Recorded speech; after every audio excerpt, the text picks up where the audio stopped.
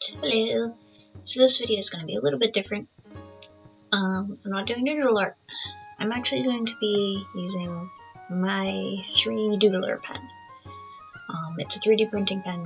You might have seen other videos of this. I've done a few other little projects with it. Like I've made little kitty cat things. Here we go. Here's this little kitty. And this is part of another project I'm working on. It's going to be, so it'll stick to there. It's going to be, I'm eventually going to make a sword to put into it. But I'm going to be attempting to do something a little bit different than making a little ball with ears and a tail and geometrical shapes that I just kind of stick together. I'm going to be attempting a character from The Legend of Zelda. I'm going to be attempting, it's really bright, Makar from The Wind Waker. Sorry about the light transition there. So I figured I'd be a little bit thematic. And I've never quite done a project like this where I'm creating something that like stands up and has little pieces to it, and I need to look at the camera. So that's what I'm going to attempt, and we'll see how it goes. Never used cameras before, and one of them's a cheap $20 thing and the other one's an off-the-cuff GoPro. So we'll figure it out and hopefully get a good video that's decent quality. Let's get into it. So my original plan was to have the two cameras, and then I was just going to periodically throughout the video switch between them just to give the different angles. I ended up not doing that, partially due to time and partially due to the fact that the last half of the files from this camera that you're viewing right now ended up corrupting and I couldn't save them. So the entire second half of making this I completely lost from this angle, which kind of sucks because it's a nice close-up. The other angle is more like a top-down angled view thing. I started with his lower half, with like his butt and his feet, rather than trying to start like from his feet and then just go up. I did him in halves. I felt like it made a little bit more sense. The metal thing you saw me put in the middle is actually a metal fishing lure, just because I wanted him to have a little bit of weight to him, because things made with the 3Doodler tend to be very, very, very light. Very durable, but very light. And I wanted him to have a little bit more weight when he stands up. So, yeah, I put that in there. And then it was just a matter of matching the lower half to the upper half. I'm obviously not very adept at using my 3D pen yet. I don't work with it very often. I've only made a few things, like I've made several of my little cat guys with it and given them to my friends. So I'm still working on the techniques of the pen. One of my big problems is to build up like in the air and stuff and to make a good cylinder base, I guess. I'm not actually using the right plastic. I'm using the ABS instead of the PLS, I think are the two different plastics. But it still works. It works well enough. I just happen to have a lot of extra gray than I do anything else. When I got to this part, when I was doing the brown, I switched different plastics because it was the only color I had the brown in. And this is the more sturdy plastic that allows you to like draw up in the air and stuff. And it kept jamming on me, and I was like, why is it jamming? It was working so well earlier. Why is it jamming? And then I remembered I had the smaller old nozzle on. So once I eventually switched the nozzles over, it worked fine. For the most part. I keep forgetting I have to change the nozzle when I put the ALS on in. But it was really fun working on this. I did sometimes forget that I had the cameras rolling and moved him out of the camera, or just wasn't working in a way that the camera could see it.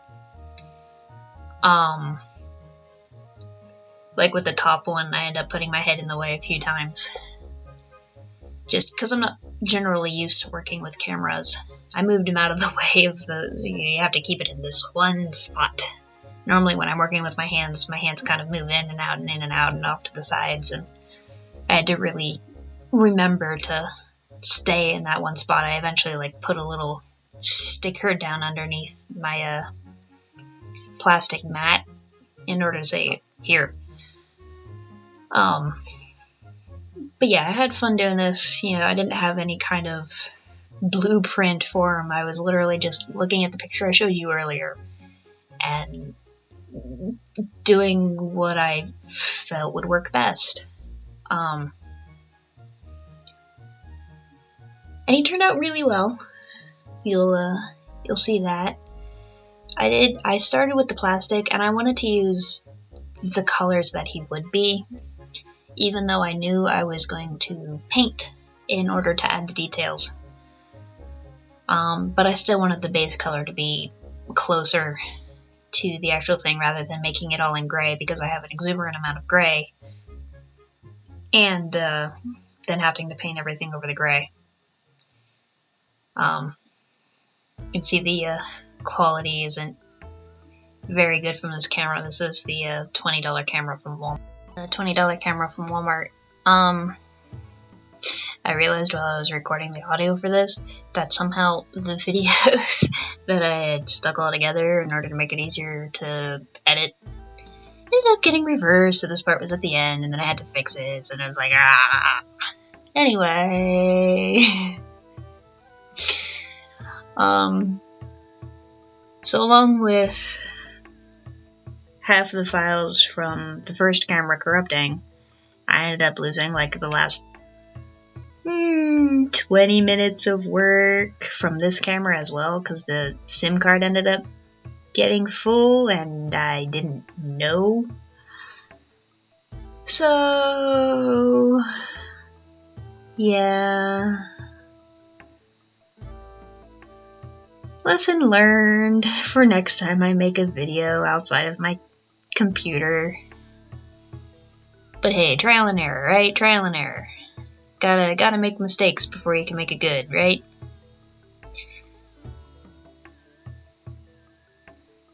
Part of me almost just kind of gave up on this, making this into a video. I was like, you know what?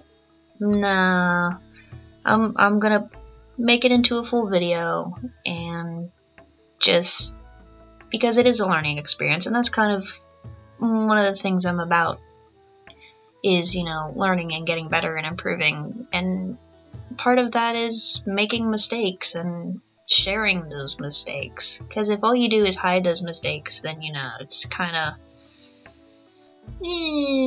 not as rewarding, I suppose, to me anyway. It's this little violin stick. It's like, it's supposed to be a violin, I think, or a fiddle, but it's like the same exact size as his body, so it's more like a cello or a bass. I think the bass is the really big one, but it sounds like a violin.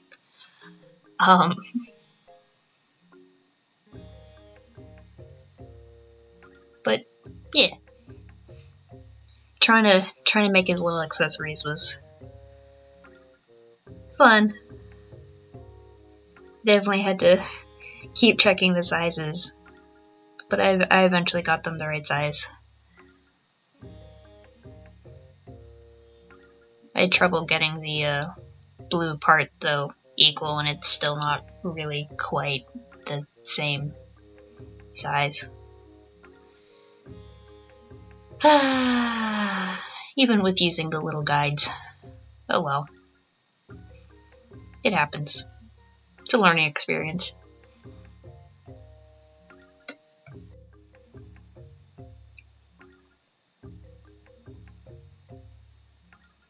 I hadn't originally planned to turn it over and work on the back of it as well, but I didn't want it to end up somehow breaking, and I didn't really want it to have holes in it, so I did add a layer on the back as well, which I think made it a little bit more it fits a little bit better. It looks better not being completely flat.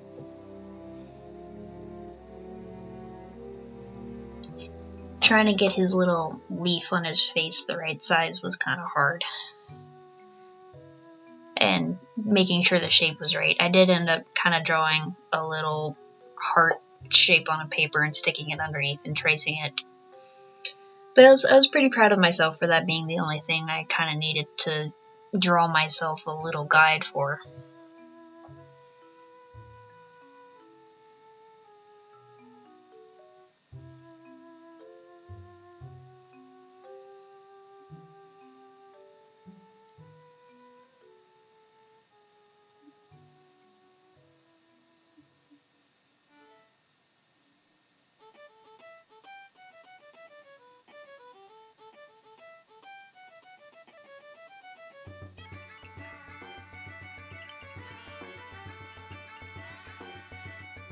Trying to attach the cherries to the stick was a pain, but I eventually got them.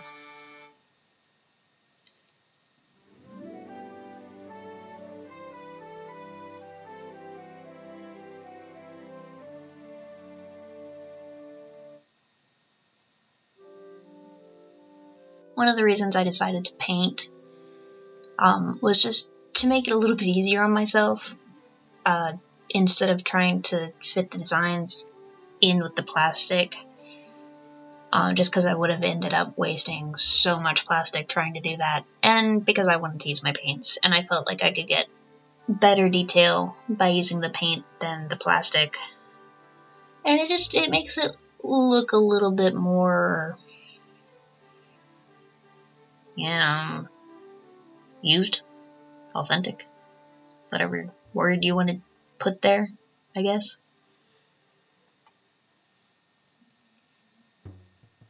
But yeah, I ended up losing most of the painting, which sucks, but I will show you the final bit. Isn't he cute? Look at him, he's adorable. But yeah, this is him all done. Let me give me a nice little, I'll try to hold him in the, there we go, middle of the screen there. Nice little turn around. Ooh, don't drop it. And he actually stands. I mean, I can't really show you, but he does actually stand. I ended up having to use super glue to attach all the pieces to him because I didn't, using the pen wasn't working. But yeah. Ta-da! And he's actually a decent size. Here, stand on my hand. Here we go. Yay! Turn that way. So, success, aside from the malfunctions with the camera. Next time I do a video with my doodler or just traditional art in general, I'll try to have all that stuff sorted out so it doesn't happen again, and try to get better lighting and such. I'm just so happy with him. I'll put him down. But yeah, thanks for watching, and I hope you'll come back.